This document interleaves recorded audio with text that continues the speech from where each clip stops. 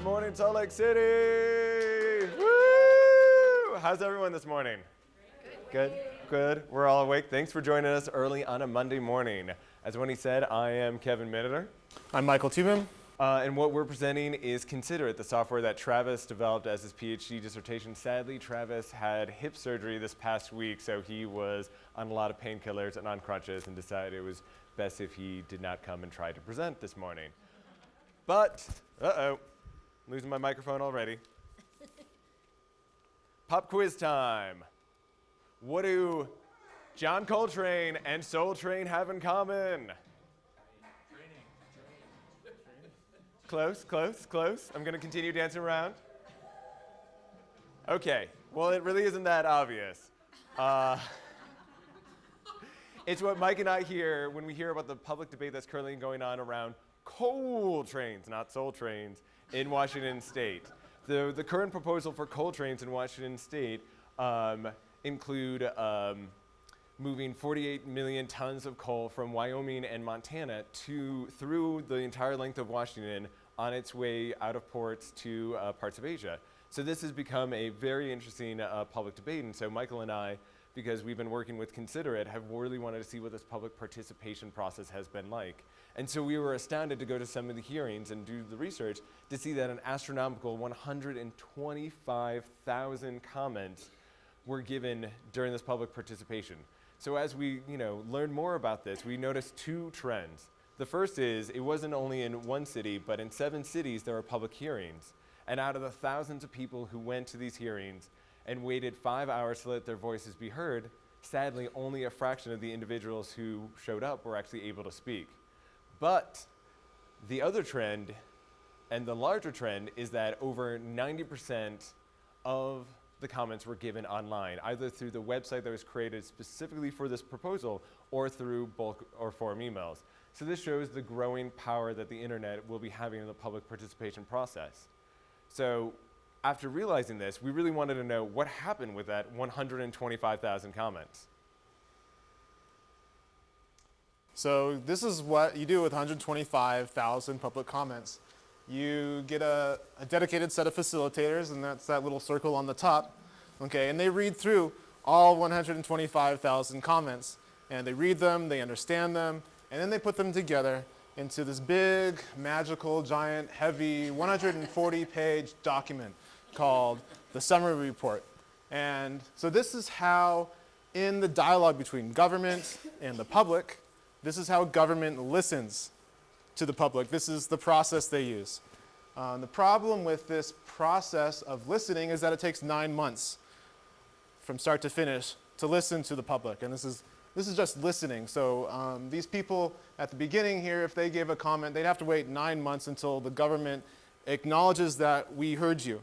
This would be like if you asked me something or just said anything at all, and maybe it takes 9 months for me just to nod my head. Hey, Mike, nice shirt.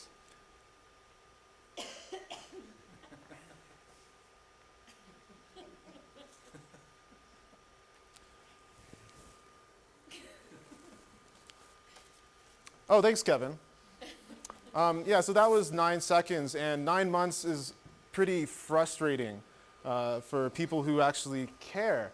So here's some evidence.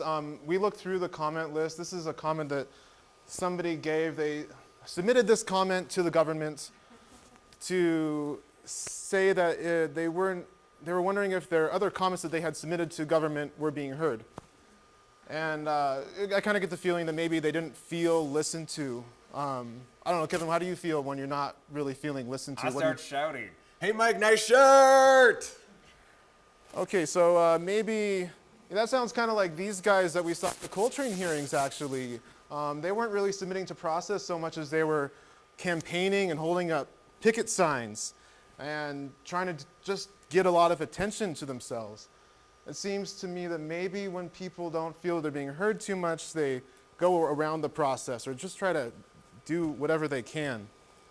So we'd like to find a way that people could be listened to and feel heard, like maybe if they could say something. This could really help the dialogue move forward so there's not this stuckness.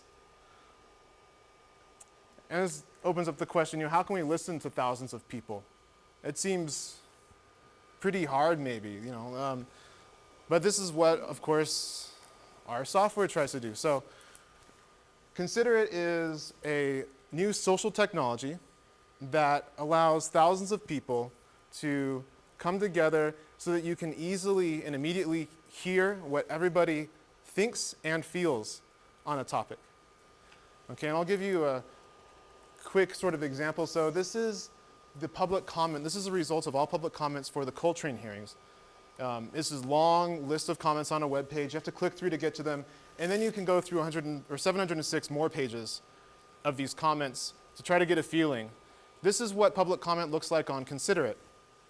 So we have here 250 contributions from 250 people, all contained on one page in an interactive visualization that lets you see what people think and why they think it.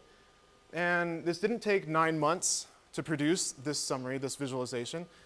This visualization is automatically updated after every individual's contribution. So as soon as somebody says something, it's now present in the view of the whole. And this also doesn't require many facilitators to get bogged down on the work of summarizing people's comments. Okay, we crowdsource this. So ConsiderIt, we get a nice visualization. It's better than what people are using. It happens continuously and rapidly. And this can make dialogue much more dynamic, since you can always see what people are thinking and why they're thinking it. So let's show you the demo of the entire software. We'll be using information from the Interactive Voters Guide we created for the state of Washington. It starts with a facilitator asking a question. And here you can see on the right, here are the hundreds of profiles of individuals who are taking part in this dialogue. In the middle are the top pro and con points that have already been summarized. How is this distilled? It starts with someone joining the conversation. Before you is Ben Franklin's invention for deliberation, the pro and con list, taken to the 21st century. You add your own pro and con arguments, but on either side are the pro and con arguments of your peers. So you see an argument that you agree with, so you add it to your list, and suddenly you've just found common ground.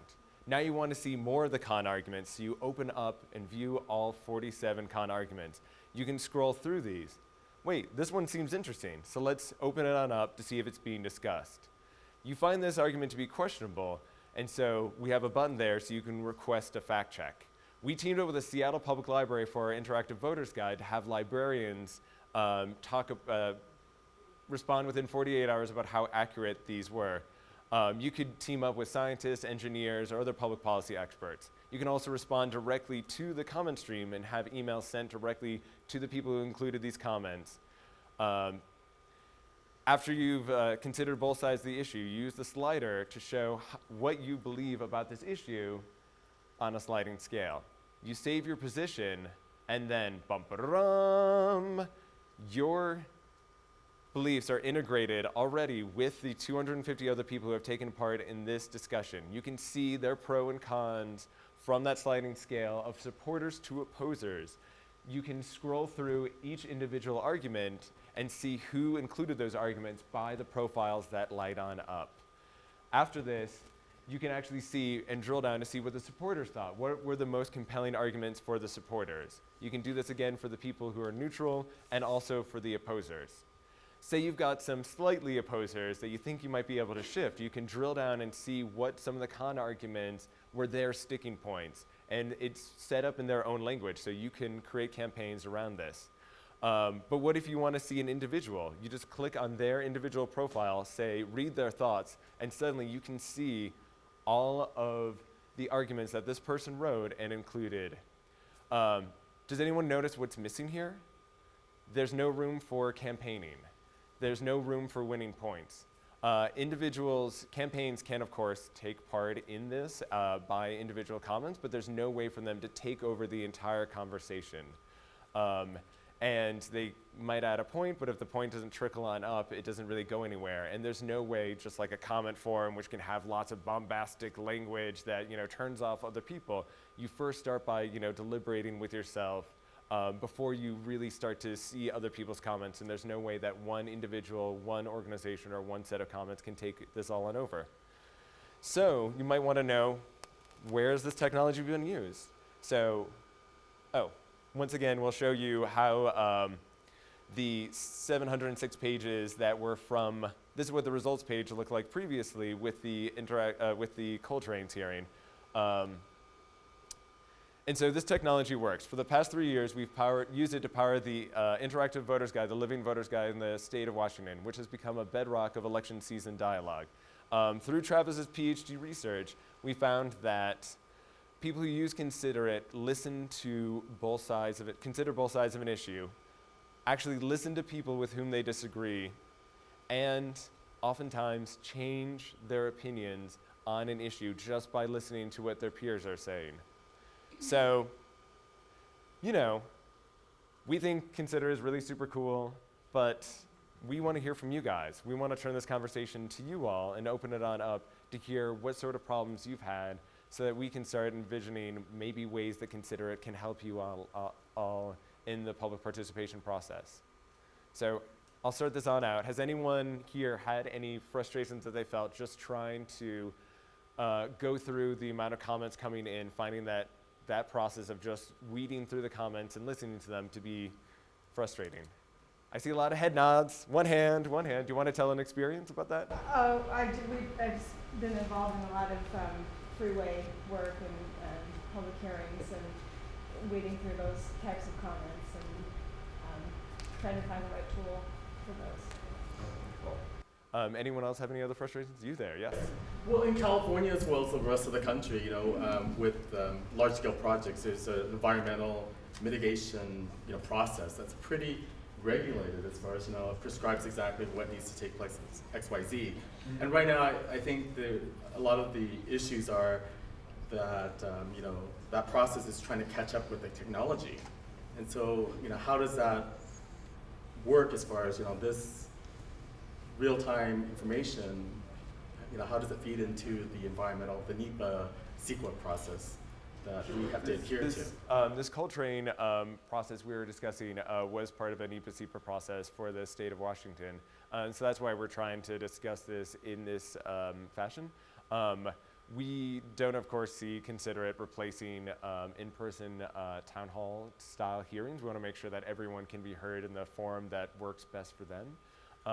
So what we're here to do today is just kind of discuss more about this, and then also we're interested in actually piloting ConsiderIt with other organizations and to see if it would actually work with your organization. So we don't actually know if it will, and we would, humbly like to submit to the process and see if this can augment the public participation process.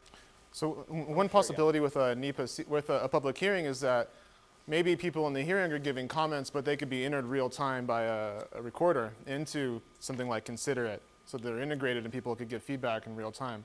We'd like to hear more. And also, we'd like to hear if you could imagine ways in which an online system tool like this might work in the scenarios that you've experienced, or if it wouldn't work, if there are problems that might be involved, or if it doesn't address things. Do you want to call someone? Because I don't know who to call. Yeah, you, right on over. Okay, thank you. Joan, sorry. So I like the concept. I'm wondering how it might apply to a document that doesn't have clear choices in it. It's multi-objective. Mm-hmm. And so a lot of the planning discussion is about, it's not an either or. It's how do we combine jobs, housing, and land use planning. And so people will say, of these three things, here's what I don't like about it. But it won't be as neat and tidy a question as that would allow this kind of sorting. Yeah, so part of the reason of using that sort of pro-con argument is just really to suss out what are the arguments, what are the perspectives. It's just, it's not really to want people to actually choose sides or really to vote on anything. It's just a tool to use to have people, break down this specific issue. In the certain circumstances that you are mentioning, could you imagine, each of the different issues, each of the different proposals being a kind of a standalone proposal that you could be asked in like the greater kind of arching thing? So you could say, we're discussing all these different issues right here, and we want to hear your thoughts on each of these individually. And then afterwards, we can, accumulate all that data together. I think we could. I think we would have to, it would require people to hang in there possibly longer than they might give a web interface, but it is possible. I understand. We also do have plans to try to generalize this to more than just pro and cons, but to have multiple choice, and you can have salient points under each option and things like that. So it'd be cool to talk to you some more about that too. Yeah. Yes, sir. In your example, you talked a lot about people not being able to sort of commandeer the conversation. And in public hearings, as well as when you have 750 comments on an environmental document, one of the things that I find is that it's actually the salient points that you were referring to, or the substantive arguments that are actually difficult to get in front of people. And so I'm wondering, with your tool, how can you identify the comments that are actually substantive and get them in front of people so that they have greater visibility? That's a great question. And as a facilitator, we can set it on up so that you guys can choose maybe the top 5 comments on either side that are the most salient, that were established by scientists or engineers or public policy experts, so that people see those first and then see the rest of the community's argument. So those would be, the first ones that they would establish. And we, of course, let people know that those were by the co-lead agencies putting this on, so that they can, have those front and center, but then also still be able to listen to their peers. And we're running out of time very quickly. We just want to quickly mention that Mike and I will be here. We have our laptops on us to, demo this, continue this discussion at any moment. But one last question. Anyone want to give one last question or feedback? That's 18 minutes. Done. We got cut off. We got cut off. Thanks, guys. Woo.